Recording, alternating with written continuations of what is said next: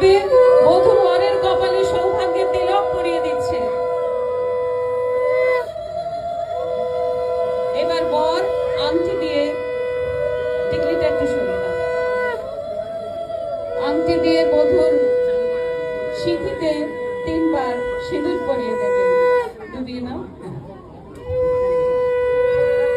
ওটা ওর হাতে দিয়ে দাও না, কুল ওটা সেটা ধরে থাকো, সুবিধা হবে। as much as you can, আঙুল দিয়েও বেশিটা তুলে নিতে পারো, আংটি তো অনেকটা ওঠে না।